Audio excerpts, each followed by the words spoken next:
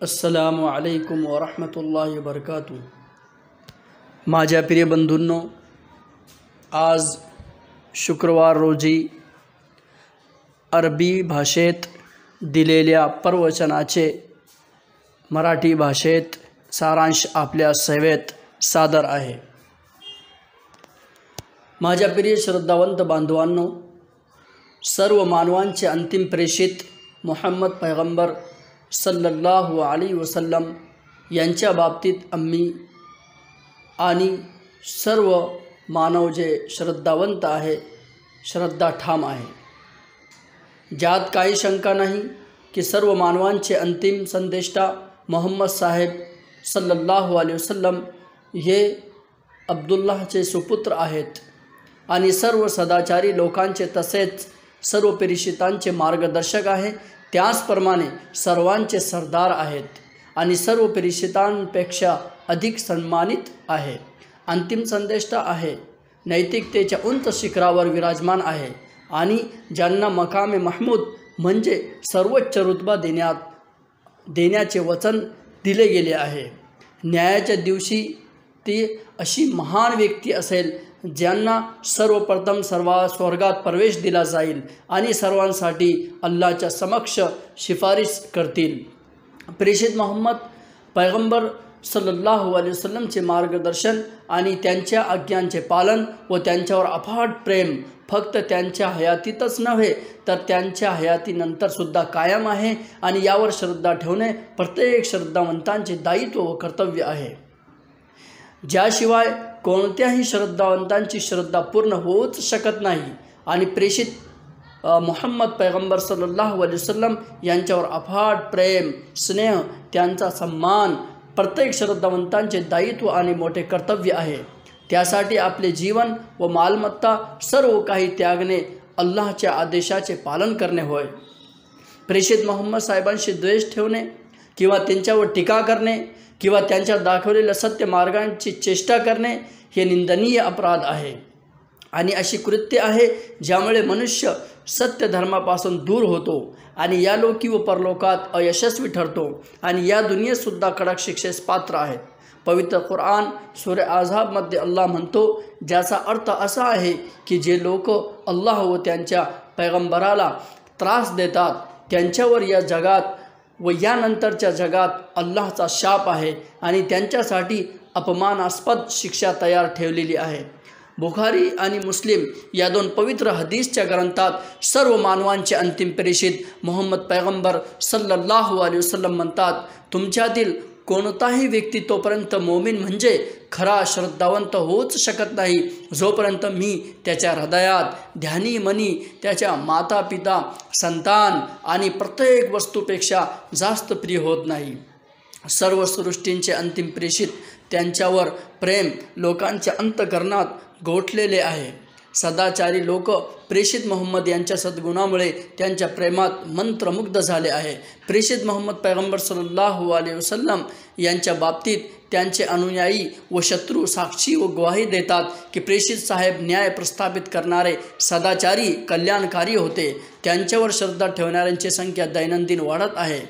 काय आपणास माहीत नाही की महान अल्लाहने त्यांचा उल्लेख नेहमीकरिता आपल्याबरोबर कायम ठेवला आहे की जेव्हा जेव्हा मुअज्जिन म्हणजे अजान देणारा म्हणतो अशहदु अल्ला इलाहा इल्लल्लाह, त्याचबरोबर तो अल्लाहच्या नामस्मरणानंतर प्रेषित मोहम्मद पैगंबर सल्लल्लाहु अलैहि वसल्लमचे देखील नाव घेतो, अशहदु अन्ना मुहम्मदर रसूलुल्लाह।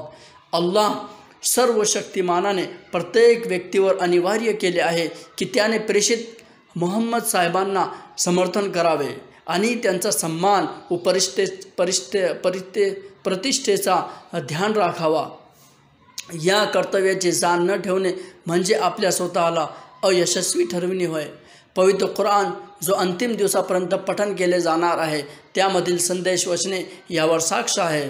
अल्लाह म्हणतो, ज्याचा अर्थ असा आहे की हे पैगंबर सल्लल्लाहु अलैहि वसल्लम, जे काही तुमच्या पालनकर्त्याकडून तुमच्यावर अवतरले आहे ते लोकांपर्यंत पोहोचवा जर तुम्ही असे केले नाही तर प्रेषितत्वाचे कर्तव्य पार पाडले नाही. अल्लाह तुम्हाला लोकांच्या दुष्टतेपासून वाचविणार आहे. खात्री बाळगा की तो अश्रद्धवंतांना तुमच्या विरोधात यशाचा मार्ग मुळीच दाखविणार नाही.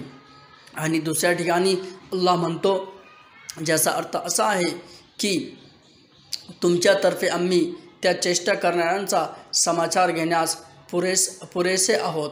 त्याचप्रमाणे एका ठिकाणी म्हणतो की हे पैगंबर सल्लल्लाहु अलैहि वसल्लम, आम्ही तुम्हाला कौशल प्रदान केले आहे, म्हणून तुम्ही आपल्या पालनकर्त्यासाठीच नमाज पढा व कुर्बानी करा. तुमचा शत्रूच संतताहीन आहे.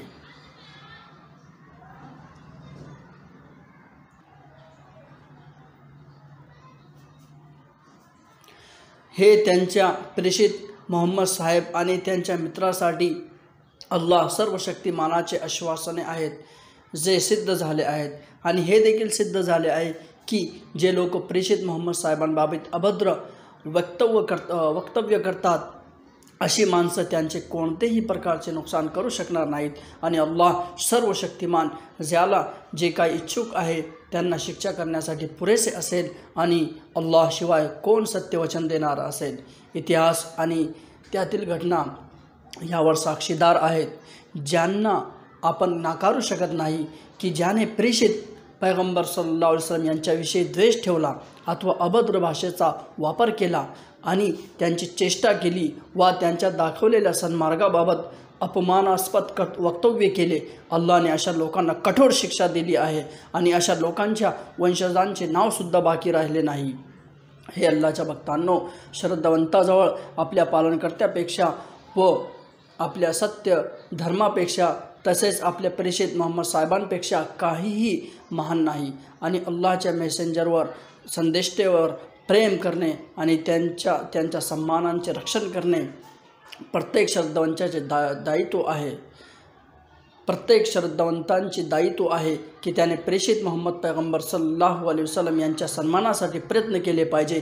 आणि प्रत्येक खऱ्या श्रद्धावंतांचे कर्तव्य आहे की त्याने आपले सर्व काही प्रेषित मोहम्मद साहेबावर अर्पण करण्यास तयार राहावे आणि आपल्या शक्ती व युक्तीनुसार प्रेषित मोहम्मद पैगंबर सल्लल्लाहु अलैहि वसल्लम यांच्या सन्मानाचे रक्षण करावे. आणि प्रेषित साहेबांचे जे हक्क आम्हा मानवावर आहे त्यातील हा एक छोटासा प्रयत्न आहे. आणि जेव्हा श्रद्धावंताची अवस्था अशा प्रकारे होईल की ते सत्य बोलू शकणार नाहीत, आपल्या सदस्यांचे रक्षण करू शकणार नाही आणि त्यांना मदत करण्यास आणि त्यांच्या सन्मानांचे उल्लंघन रोखण्यास ते असमर्थ ठरतील, तर अशावेळी श्रद्धावंत लोकांचे स्थान जमिनीवर नव्हे तर जमिनीच्या खाली बरे. अशा जीवनावर पश्चाताप झाला पाहिजे की आपल्या प्रेषित मोहम्मद साहेबांबाबतीत कोणी अभद्र भाषेचा वापर करतो आणि आम्ही आपले जीवन आनंदाने जगतो आहे.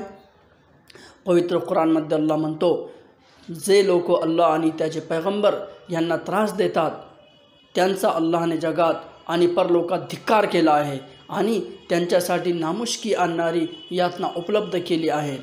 अल्लाह आम्हा सर्वांसाठी पवित्र कुराण व हदीसमध्ये बरकत देव आणि आम्हास या प्रवचनाचे लाभ मिळो अशी अल्लाहशी मी प्रार्थना करतो.